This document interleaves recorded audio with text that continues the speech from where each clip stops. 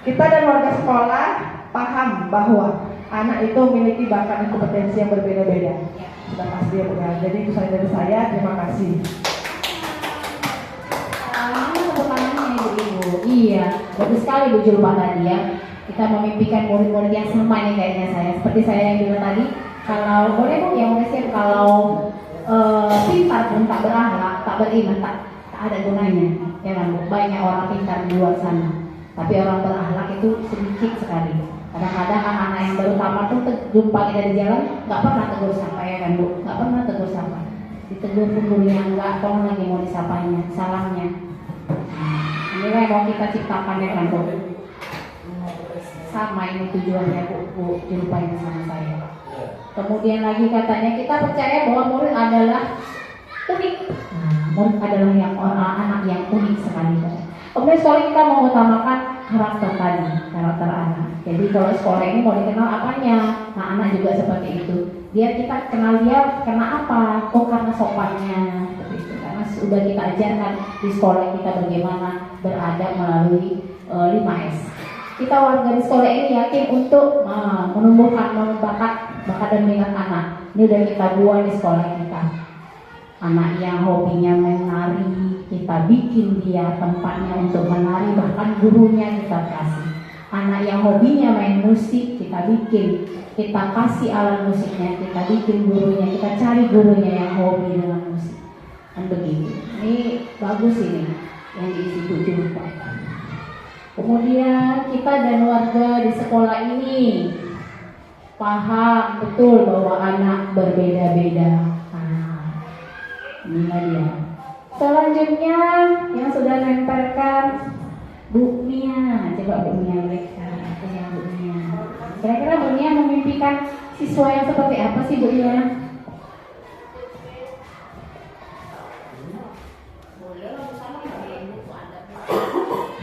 Assalamualaikum warahmatullahi wabarakatuh. Ya, untuk yang pertama yaitu saya sebagai seorang guru memimpikan murid yang memiliki tingkah laku sopan, santun, dan menerapkan 5S: senyum, salam, sapa, sopan, dan santun dalam kehidupan sehari-harinya agar menerapkan sikap disiplin. Yang kedua, kita percaya bahwa murid adalah memiliki karakter yang berbeda-beda dalam menciptakan bakatnya tersendiri. Yang ketiga yaitu di sekolah kita mengutamakan rasa peduli terhadap siswa sesuai pengamalan Bhinneka Tunggal Ika. Walaupun berbeda-beda tetap satu jua.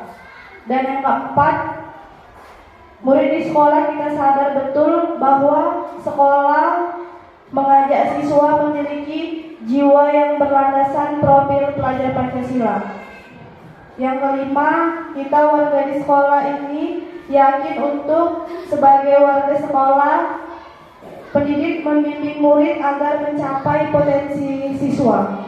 Dan yang keenam yaitu kita dan warga di sekolah ini paham bahwa warga sekolah mencapai kebahagiaan dan keselamatan potensi siswa. Mungkin itu yang dapat saya sampaikan. Kesimpulan kira-kira dari semua yang Ibu sampaikan tadi tujuannya kemana? Tujuan kita sebagai seorang guru mendidik siswa menjadi generasi yang berakhlak mulia agar dia menemukan bakatnya yang terpendam dalam hatinya dengan sekolah gitu. Ya, menciptakan karakternya yang terpendam dalam diri dia. Oke, terima kasih Bu. Selanjutnya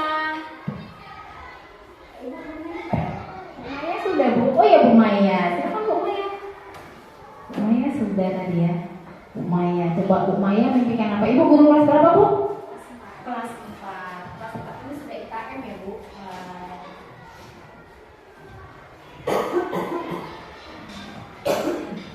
Menurut saya yang pertama yaitu murid yang sesuai dengan profil Pancasila seperti berakhlak mulia, kritis, dan berinovasi sesuai perkembangan zaman. Yang kedua, kita percaya bahwa anak-anak memiliki bakat minat yang berbeda dan kita berkewajiban menuntun anak-anak dengan baik. Yang ketiga, mengutamakan pendidikan karakter, kemudian skill sesuai bakat anak-anaknya. Yang keempat, kita harus memiliki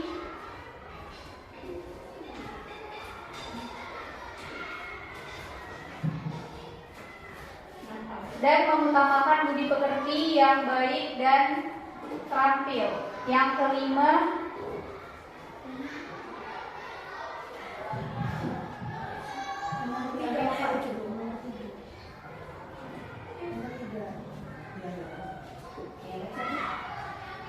kita yakin untuk menggali bakat minat yang dimiliki dan menuntun anak agar menemukan kompetensinya masing-masing. Dan yang terakhir, yang keenam, saya paham bahwa setiap anak punya bakat yang berbeda, maka kita memperlakukannya sesuai dengan yang diajarkan oleh Ki Hajar Dewantara. Ya, dijadikan sebuah visi. Jadi sesuai visi saya yaitu sesuai dengan profil Pancasila. Yang pertama, berakhlak, beradab yang baik, berbudi pekerti yang baik, kemudian kritis dan mampu menggali bakat anak-anak itu sendiri.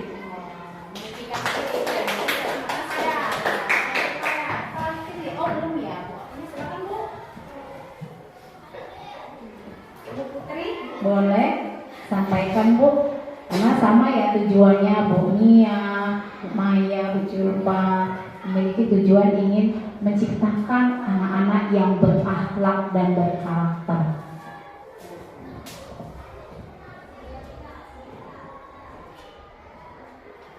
Oke, Assalamualaikum warahmatullahi wabarakatuh. Baiklah, di sini yang pertama kita memimpin murid-murid yang soleh atau soleha, berakhlak mulia, santun, kreatif dan inovatif. Untuk yang kedua, yaitu kita percaya bahwa murid adalah memiliki karakter dan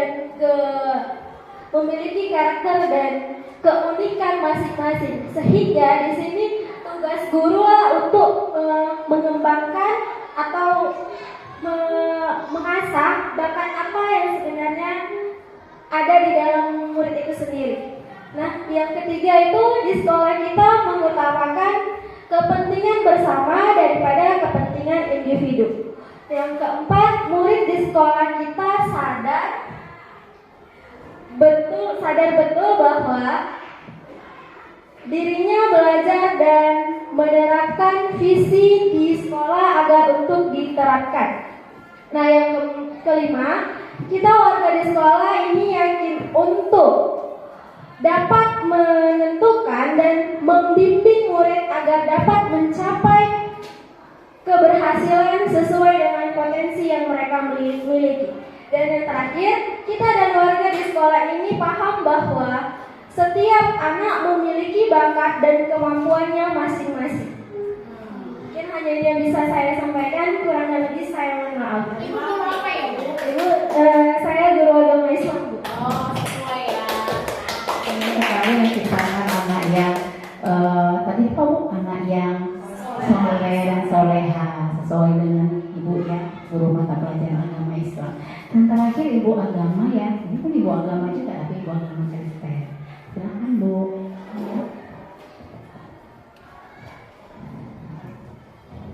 Salam sejahtera bagi kita semua.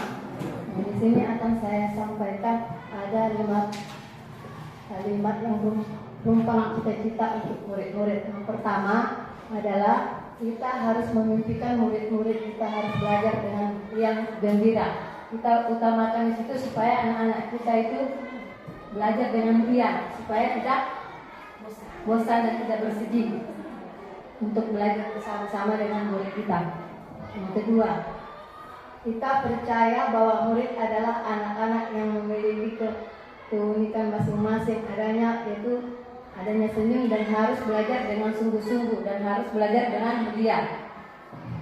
Yang ketiga, di sekolah kita yakin mengutamakan berada di sekolah untuk belajar dan berangkat mulia dan cerdas kepada murid-murid kita. Kita belajar dengan murid-murid kita itu supaya murid-murid kita itu bisa belajar dengan sungguh-sungguh, supaya cerdas dan pintar kepada mereka. Apa yang kita ajarkan kepada mereka, agar mereka mengerti dan paham apa yang kita ajarkan. Yang kelima,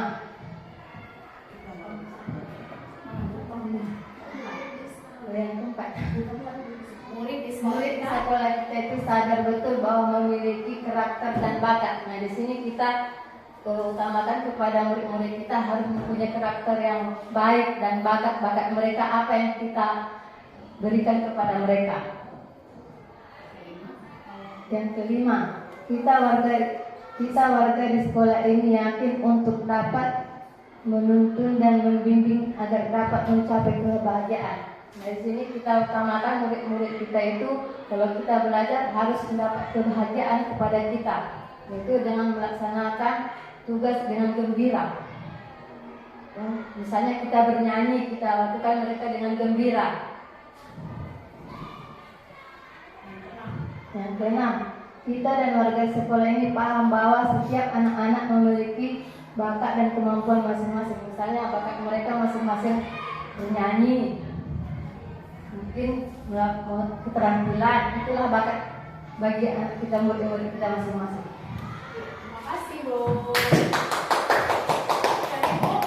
Terima kasih Bu, silakan duduk buat Ibu Agama.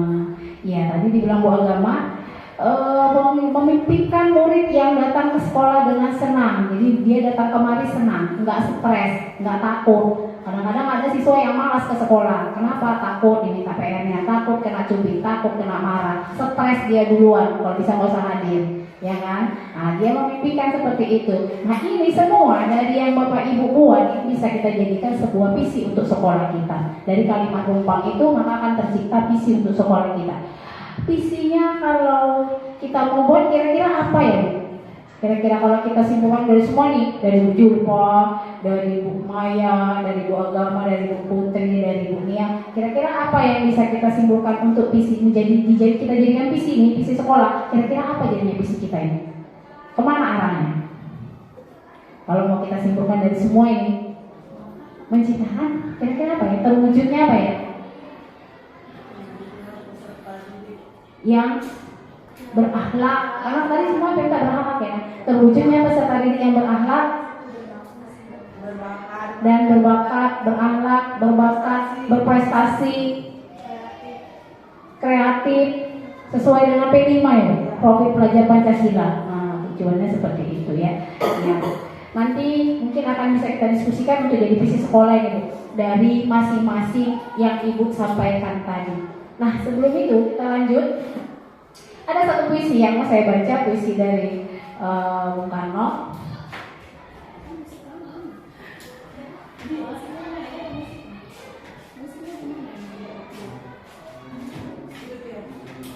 Ya, musiknya di mana? Itu ya Bu, bentar. Musik untuk puisi ini di mana ya Bu? Iya, sebentar ya Bu.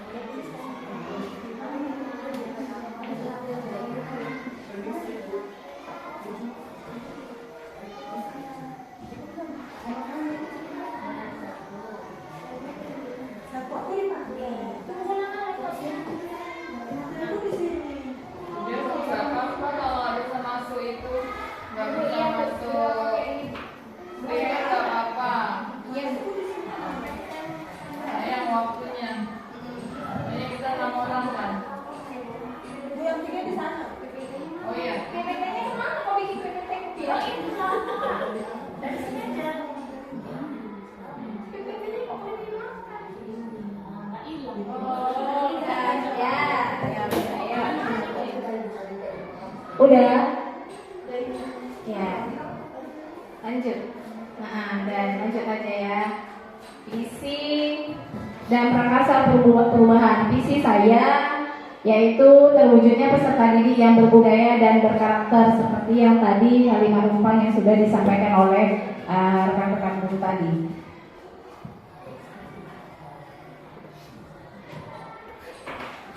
Kemudian dari visi ini saya buatlah prakarsa perubahannya menjadi meningkatkan budi pekerti melalui pembiasaan dan budaya positif.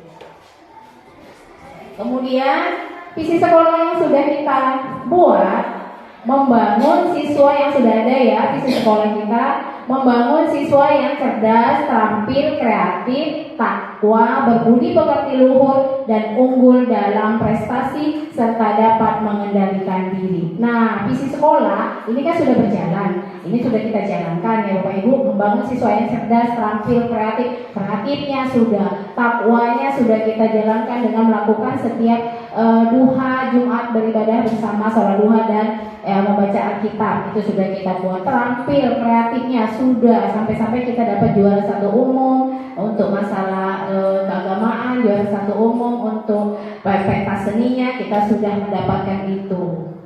Nah, tapi tadi ada puisi yang belum saya bacakan. Saya bacakan satu puisi yang punya Pak Soekarno, judulnya Aku Melihat Indonesia. Jikalau aku berdiri di pantai Ngeliep, aku mendengar lautan Hindia bergelora. Membanting di pantai Ngeliep itu, aku mendengar lagu sajak Indonesia. Jikalau aku melihat sawah-sawah yang menguning menghijau, aku tidak melihat lagi batang-batang padi yang menguning menghijau. Aku melihat Indonesia. Jikalau aku melihat gunung-gunung, Gunung Merapi, Gunung Semeru, Gunung Merbabu, Gunung Tangkuban Perahu, Gunung Kelebet, dan gunung-gunung yang lain, aku melihat Indonesia. Jikalau aku mendengarkan lagu-lagu yang merdu dari Batak, bukan lagi lagu Batak yang kudengarkan, aku mendengarkan Indonesia. Jikalau aku mendengarkan lagu Olesio dari Maluku, bukan lagi aku mendengarkan lagu Olesio, aku mendengar Indonesia. Jikalau aku mendengarkan burung perkutut menyanyi di pohon, ditiup angin yang sepoi-sepoi, bukan lagi aku mendengarkan burung perkutut, aku mendengarkan Indonesia.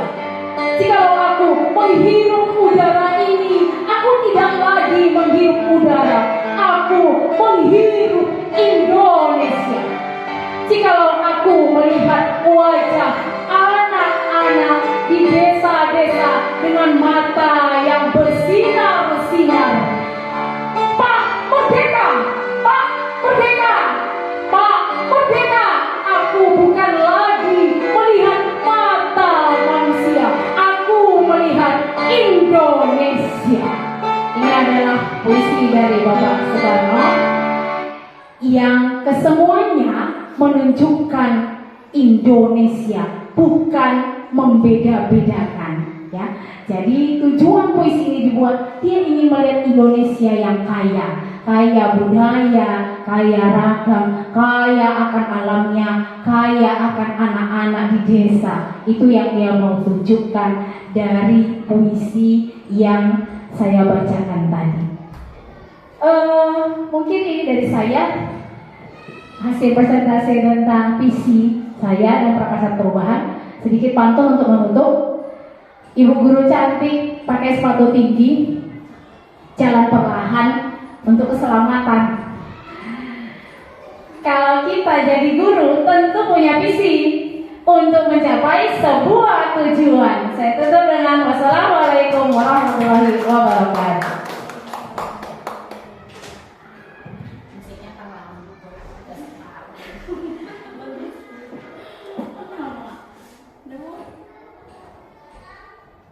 Lanjut dengan diskusi ya.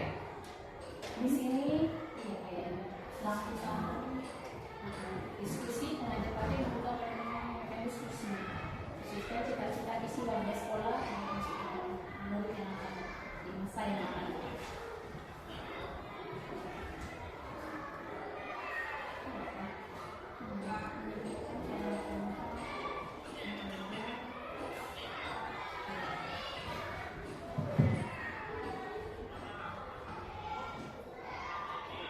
Ya, silakan kepada Bapak Ibu, ibu-ibu ya, ibu semua.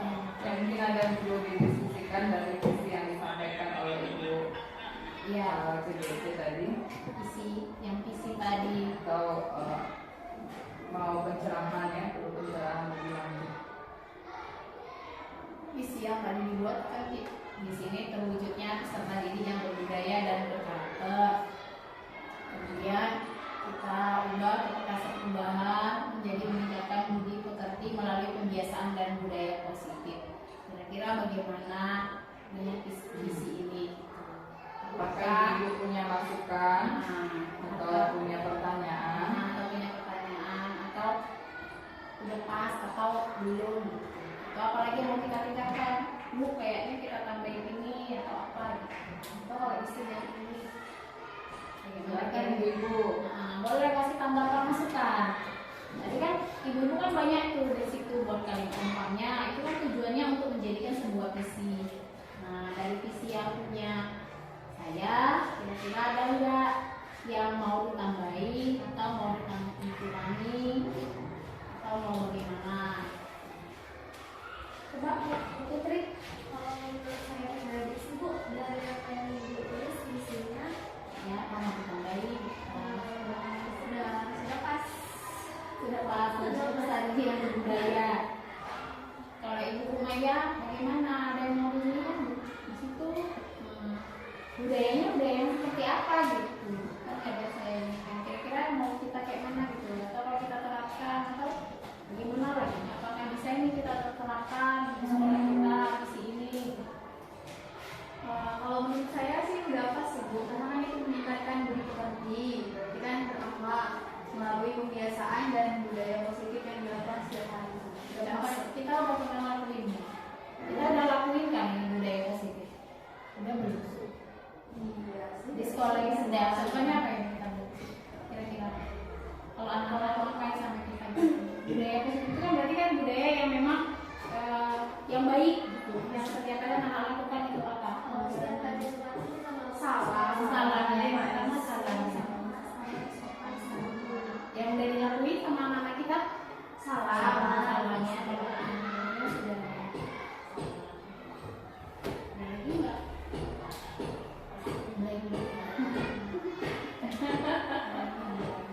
panas sekali di sini kita sekali dari ini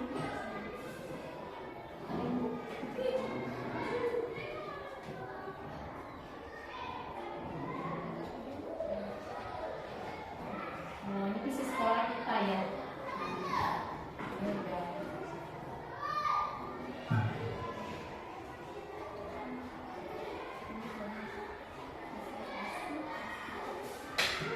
Lagi kira-kira ibu-ibu Ibu, apa Ibu? Pas Bu? Pas mana? pas mantap Ya udah sini biar saya sini. ya Sampai ini. nyampe kayak gitu nyampe ancak kayak gitu ya iya Bu. Kemudian tolong diambil foto saya atau rekaman direkam juga boleh. Di foto ambil bukan.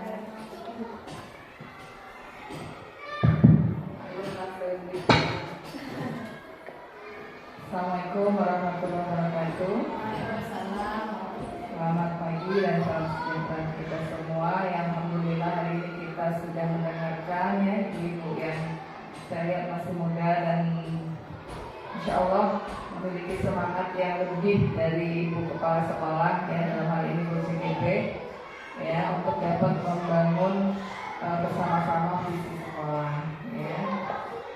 Jadi dari hal-hal yang dilakukan Nah, CGP sudah menampilkan visi sekolah, yaitu membangun siswa yang cerdas, terampil, kreatif, takwa, berbudi pekerti luhur, dan unggul dalam prestasi serta dapat mengendalikan diri. Nah, sebenarnya dari sini kan ini visi secara keseluruhan, gitu ya. Visi kita, kalau ini kita tampil kita gali satu persatu, itu sungguh sangat banyak sebenarnya yang kita lakukan. Ibu-ibu, kenapa sebenarnya kita perlu mempunyai visi? Kira-kira kenapa? Kenapa? Visi itu apa sih? Iya. Untuk kita bisa mencapai sesuatu tujuan. Itu bukan misi.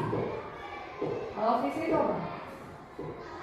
Visi proses.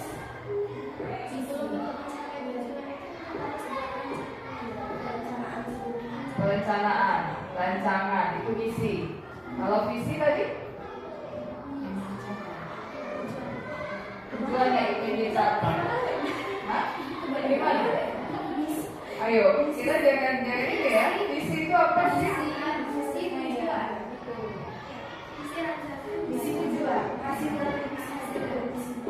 Hasil dari visi.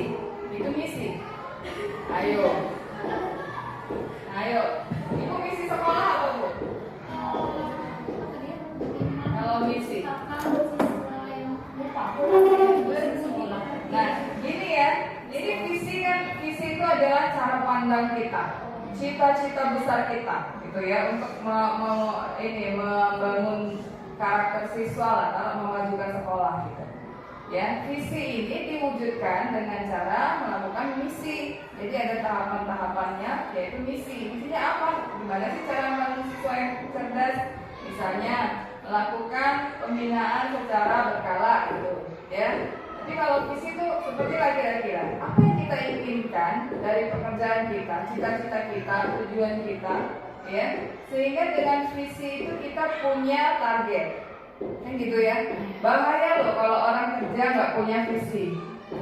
Nah, ini bukan masih muda sekalian saya motivasi. Kalau kita nggak punya visi, berarti kita nggak punya mimpi. Ya, kita seperti tadi yang disampaikan, kita mimpi kita, murid kita itu mau jadi apa? Apakah mau jadi murid yang biasa-biasa saja, atau mungkin yang jauh lebih hebat dari kita? Nah, harusnya gimana ya dia? Jauh lebih hebat dari kita, gitu. Jangan sampai kita punya pemikiran, oh, saya ini guru, harus saya yang hebat, murid saya jangan sampai lebih hebat dari saya. Tidak seperti itu, gitu. Karena zaman berkembang, ya kan? Apa yang kita pelajari hari ini mungkin 20 tahun kemudian ketika mereka dewasa itu nggak relevan lagi, ya kan? Jadi kita harus menyesuaikan mereka, mendidik mereka agar mereka itu bisa tangguh, bisa berkembang dengan baik sesuai dengan perkembangan zamannya, gitu. Iya. Sesuai dengan perkembangan zamannya. Untuk itulah kita perlu membangun, mewujudkan tadi visi tadi. Coba itu tunjukkan tadi visinya, Bu. Ini visi yang tadi diciutkan lagi, gitu ya, diciutkan. Jadi poinnya apa ya? Satu, ya. Jadi banyak sebenarnya visi yang bisa kita buat. Terwujudnya peserta didik yang berbudaya dan berkarakter. Nah, caranya bagaimana? Itulah yang dilakukan dengan prakarsa perubahan. Ini salah satu ya, salah satu. Ya, kalau visi itu salah satu cara-caranya banyak, prakarsanya. Ini salah satu aja, yaitu meningkatkan budi pekerti melalui pembiasaan dan budaya positif. Misalnya apa, Bu? Salam, sapa, senyum, sapa, salam, ya. Senyum, sapa, salam. Nah, kira-kira, Bu, pertanyaannya kalau ini dilakukan oleh satu guru bisa nggak? Nggak bisa kan? Jadi ini perlu ada kerjasama, perlu ada pemahaman yang sama, ya, perlu ada suhu yang sama. Jangan sampai Bu kepala sekolahnya aja yang semangat kali gitu kan, sementara yang lain tidak semangat, ya. Atau misalnya kepala sekolah yang ayo, yang lain udahlah ngapain gitu, ya. Kenapa kita perlu meningkatkan budaya sapa, salam, senyum tadi? Kira-kira?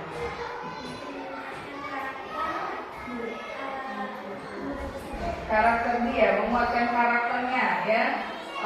Yaitu karakter apa yang mau kita buatkan? akhlak budi pekerti, akhlak mulia, gitu kan? Gitu ya. Jadi kita memang karakter itu kan nggak bisa kita simsalabim, dia harus dibangun dengan kebiasaan. Yang sampai nanti ketika tamat jumpa dengan kita dia cuek di jalan, ya tidak mau menegur ya. Kemudian juga di masyarakat gitu kan, dia tidak mau beramah-tamah dengan orang ya, tidak senyum, tidak cuek kan, menjadi orang-orang yang sombong. Jadi ini perlu gitu ya. Tidak bisa kita bergerak sendirian ya, perlu ada kolaborasi ya.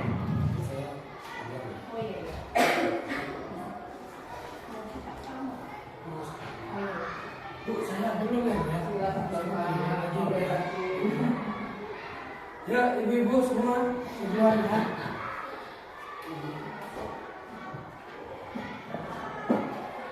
Hati-hati Pak. Iya, Bu. Jalan. Saya dulu ya.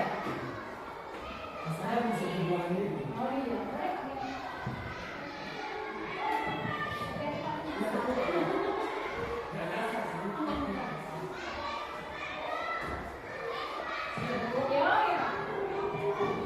Nah, jadi dalam ini tadi yang pertama perlu adanya kolaborasi ya, kerjasama, dan ini harus dipahami dengan baik tujuannya apa, keuntungannya apa gitu ya. Kemudian lebih daripada itu, senyum sapa salam ini adalah yang lebih lagi tujuannya adalah bagaimana kita membangun kedekatan emosional dengan anak didik kita. Itu yang sangat penting ya. Kalau kita punya kedekatan emosional melalui senyum sapa salam, anak-anak terbiasa menyapa kita, dekat dengan kita, maka insya Allah pasti mereka akan lebih mudah kita ajari. Ya, ibu kalau diajari sama guru yang sombong, dengan guru yang ramah, peduli, gimana? Lebih kena yang mana? Yang ramah pasti. Anak-anak itu juga begitu. Kita sama ya, mereka dengan kita juga keinginannya sama, gitu ya. Jadi itu ya, kita mengajar lebih mudah ya, mereka lebih mendengar perkataan kita. Sehingga kalau kedekatan ini sudah kita bangun, muncullah kadang-kadang kalimat mama yang di rumah, mama dia lebih didengarnya lagi cakap gurunya daripada cakap guru. Kenapa? Karena tadi kedekatan emosional. Coba ibu lihat di mana guru TK. Mereka kan interaksinya bagus ya dengan anak-anak. Ya, karena memang kurikulumnya seperti itu, ya. Karena saking dekatnya mereka, ya, akhirnya nempel gitu, ya kayak mamanya kan. Nah, jadi kita bayangkan bahwa oh ternyata senyum sapa salam ini sebenarnya bukan merepotkan kita, gitu ya, bukan memberatkan kita dengan berbaris di depan kelas, ya, atau kita menyalami murid, mungkin ada muridnya ratusan, ya, sampai juga bu pokoknya tiap hari gitu kan. Ya, tapi mudah-mudahan bukan hanya bersalaman saja, tapi ada sapaan-sapaan gitu kan. Misalnya kita lihat anak itu, ih bang, kok banyak kali hari ini, kok rapi sekali kamu hari ini. Jadi ada interaksi gitu ya, bukan hanya satu. Sementara kita kadang ada nih yang sambilan main HP gitu kan, atau sambil ngobrol ya. Jadi ayo boleh gitu ya, ada kan? Ada seperti itu. Ibu kalau digituin orangnya, ibu nyalon orang, terus orangnya asli ngobrol. Gimana rasanya? Deket kan? Gitu rasa nggak dihargai gitu kan? Anak juga seperti itu gitu. Jadi kita juga berinteraksi dengan mereka dengan penuh gitu, sepenuh hati. Jadi senyum sapa salam ini bukan hanya untuk anak, untuk kita juga sebagai pendidik gitu ya. Insya Allah kalau sudah nyambung emosinya, baru nanti ke depannya kita akan mudah. Asli kan? Coba ibu coba gimana kalimatnya itu? Coba deh. Ya, insya Allah akan bisa lebih baik kita nanti ke depan dalam pembelajaran. Dan ini bisa ditingkatkan visi misi ini dan dengan buat visi yang lain. Setelah ini apa? Sehingga secara bertahap ya sekolah ini mampu menjadi agen berubah, agen penggerak. Jadi bukan hanya kepala sekolahnya aja yang bergerak, gurunya bergerak, muridnya bergerak, satu sekolah bergerak. Ya, jadi alangkah indahnya kalau ibu-ibu kita lihat ada kerumunan bebek gitu ya, kerumunan penguin yang bergerak sama rapi, cantik kan dilihat, ya kan? Tapi kalau ada hambur sana, hambur sini, wah ini tandanya sudah kacau ini ya, nggak kompak ini. Ya. Jadi mudah-mudahan hal-hal baik seperti ini bisa dikembangkan lagi dengan poin-poin yang lain ya, terutama kalian yang masih muda-muda, ya.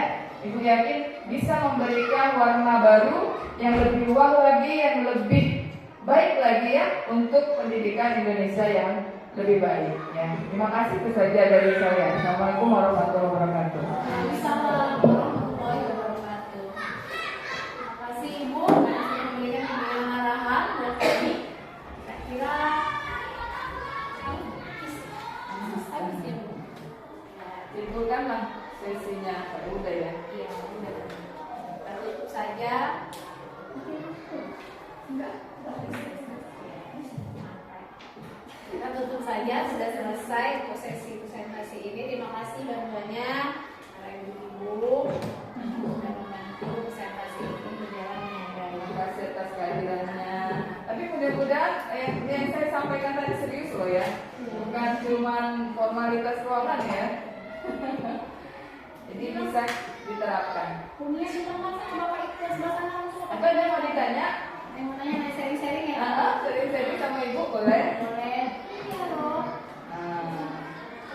Gimana Bu? Gimana gitu? Kalau memang saya tahu saya bantu. Kepala sekolah kayak apa ya Bu? Kalau kita tadi bilang tadi kayak mana kita bisa meningkatkan emosional dengan anak. Tapi kadang kalau kita udah dekat, anaknya ada juga yang mau ngelunjak gitu. Ngelunjak. Kayak karena udah dianggap dekat gitu. Jadi sepele. Ya, kita kasih batasan lah. Kita kasih batasan. Gini, contoh ya. Saya kalau di sekolah pernah marah gitu. Ya, saya sama anak lumayan akrab, lumayan ngikutin gaya mereka kan, mereka anak SMA ya. Ya, kalau tos kalau tepuk apa gitu kan, happy gitu, bahasanya juga sesakan yang ini. Tapi ketika mereka misalnya saya nerangkan terus mereka main, terus saya marahin, dan marahnya sampai mereka takut memang gitu.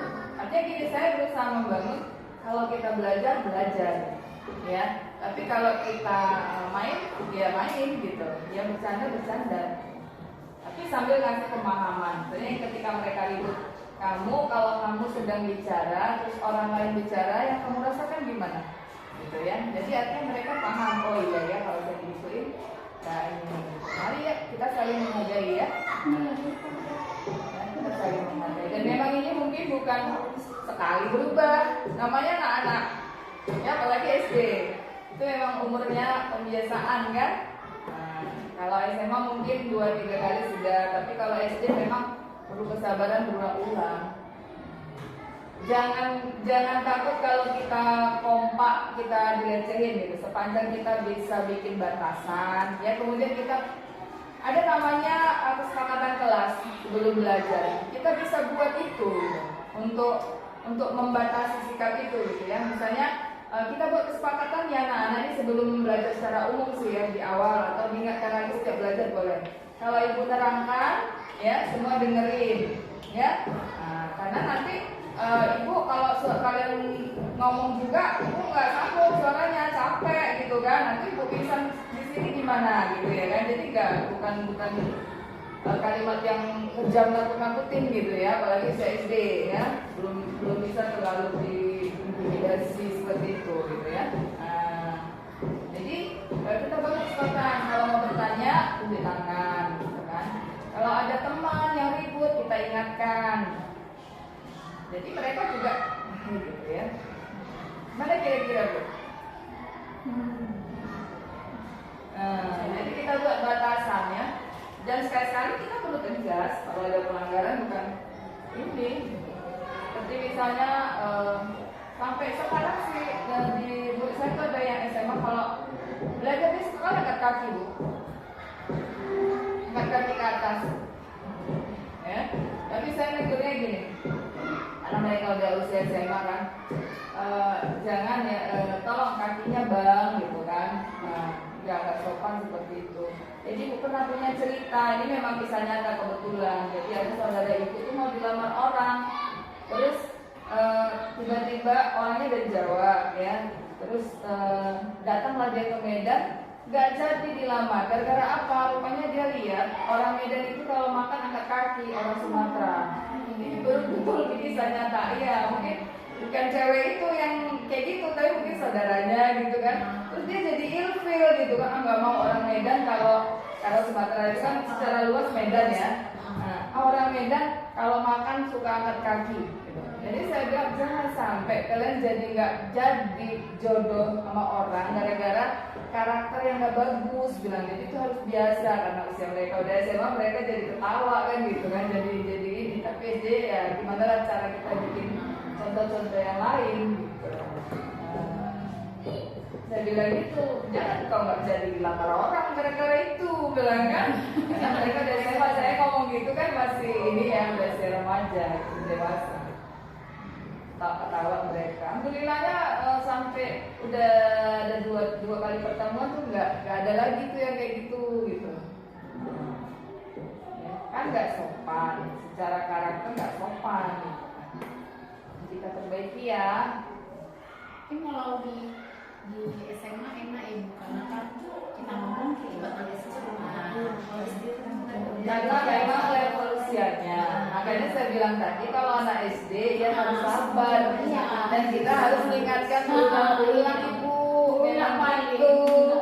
Nah, memang guru SD itu harus sabar. Apalagi guru TK, SD, kalau SMP udah mulai aman lah kan. Nah, memang harus sabar. Stok sabarnya harus lebih dari guru-guru lain. Makanya saya nggak mau jadi guru SD bu. Saya makanya nggak sabaran terus kan, ya. Saya salut sama guru TK, guru SD. Salut, saya luar biasa gitu kalau mereka ini ya bagus ngajarnya. Karena saya nggak sabar bu. Dulu saya kan menentukan mengajar apa ya, guru apa ya, SD, SMP. Ini saya nggak sabaran lah orang-orang anak-anak itu. Saya bisa mengajar lah gitu yang udah bisa kita ini kan, udah mulai bisa berpikir gitu ya. Jadi saya milih SMA. Iya. Susah ya. Kita harus bisa jadi kayak mama ini begitulah. Jangan sampai begitu lah bahasanya. Bahkan SMA itu seperti itu bu sebenarnya. Saya pun kadang-kadang anakku melendot, meluk-meluk ya cewek lah ya. Meluk-meluk ini yang laki-laki juga gitu bu. Ternyata saya lihat mereka tuh sebenarnya butuh perhatian. Mungkin di rumah mereka nggak dekat dengan orang tua. Yang model orang tuanya memang nggak peduli ya. Nyapa anaknya juga nggak pernah gitu kan. Jadi mereka memang kurang perhatian sih saya lihat. Tantangan beberapa lain yang belum kawin susah bu. Karena lagi belum jadi ibu kan bu. Tantangan besar nih. Tuh guru kelas 4 nih, guru kelas 4. Memang masih gadis ya. Sebenarnya kita kalau jadi orang tua ya harus dekat dengan anak, perhatian gitu. Ya minimal mamanya lah kalau bapaknya sibuk kerja ya, tapi mama sekarang juga sibuk kerja ya. Gimana lah komunikasi kita dengan anak? Sebenarnya mereka kurang perhatian saya lihat. Nah, begitu kita perhatikan, ya kadang-kadang anak sendiri kadang manjanya. Iya bahkan SMA juga kayak gitu kok bu. Cuma masih bisa kalau dibilangin. Kalau ini kayak bilang mati lah. Bisa. Ya bila perlu kita panggil pribadi, gitu kan? Kita ajak, abang kenapa sih bang? Gitu kan? Kok suka ini? 4, 5, 6 lah yang udah bisa. Sedikit. Ngerti lah kita. 1, 2, 3 bu. Tapi yakin lah ibu ya, kesabaran ibu, konsisten kita tuh dalam mendidik mereka dengan baik itu membekas dan insya Allah ketika ada titik sadar mereka itu ikut gitu. Jadi sehingga di kelas 4, 5, 6 tuh udah enak. Bu,